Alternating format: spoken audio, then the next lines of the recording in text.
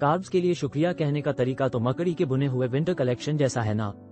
इस बीच लू और टिया मांस को धुएं में सुखाकर सुरक्षित कर रही हैं, लेकिन भयानक भेड़ियों ने टिया को इतना डरा दिया कि उसने प्रैक्टिकली खाना उनके मुंह में ही फेंक दिया। भेड़ियों का स्कोर 1। टिया की बेइज्जती अनंत।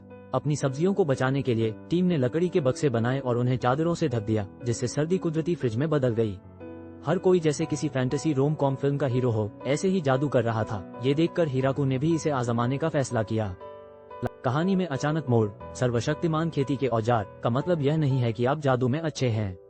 बुरी तरह असफल होने के बाद वह लू से अपनी भड़ास निकालता है, जो उसे समझाता है कि जादू के लिए अध्ययन, अनुशासन और संभवतः हिराकू की आदत से ज्यादा धैर्य की आवश्यकता होती है।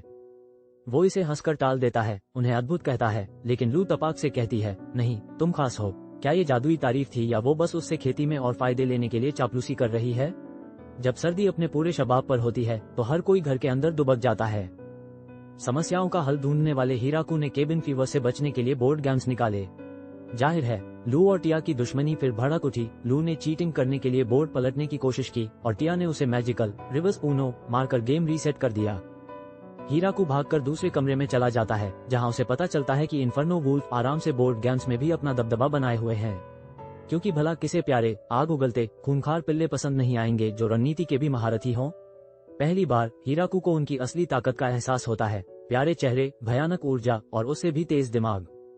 भेड़ियों को आसान शिकार समझकर लू उन्हें चुनौती देती है। वो इतनी बुरी तरह हार जाती है कि मिठाई से वंचित बच्चे की तरह कोने में मुंह लटका लेती है। जब हिराकू एक ग्रुप गेम खेलता है और आखिरी स्थान पर आता है तो वह भी हार के गम में डूबा हुआ लू के बगल में बैठ जाता है। पता चला आग उगलने वाले शतरंज के उस्तादों के आगे तो किसान महोदय भी पानी भरते हैं। सबका मन बहलाने के लिए हिराकू बॉलिंग का खेल शुरू करवाते हैं, जो सबको तुरंत भा जाता है।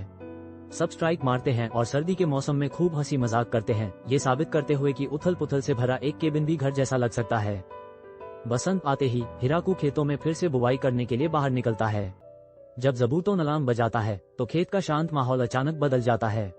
सब लोग चौकन्ने हो जाते हैं, आने वाले खतरे को भांपने की कोशिश करते हैं। लू को आसमान में कुछ बड़ा और भयानक दिखाई देता है और हिराकू का पहला अंदाजा, ड्रैगन। जाहिर है ये अजगर है, ये काल्पनिक दुनिया है, कोई मंगलवार थोड़े ही है शहर के बाहर। लेकिन टिया ने उसे सही किया, ये एक वाइवन है। ये जीव खेत के ऊपर झपट्टा मारता है, एक तेज चीख निकालता है और पूरी टीम ऐसे लड़खड़ाने लगती है जैसे वो किसी हवा की सुरंग में हो।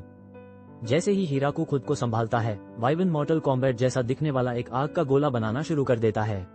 लू और टिया तुरंत एक जादुई ढाल लगा देते हैं और उसे रोक लेते हैं, लेकिन बिखरती हुई आग खेत में फैल जाती है और कुछ हिस्सों में आग लग जाती है।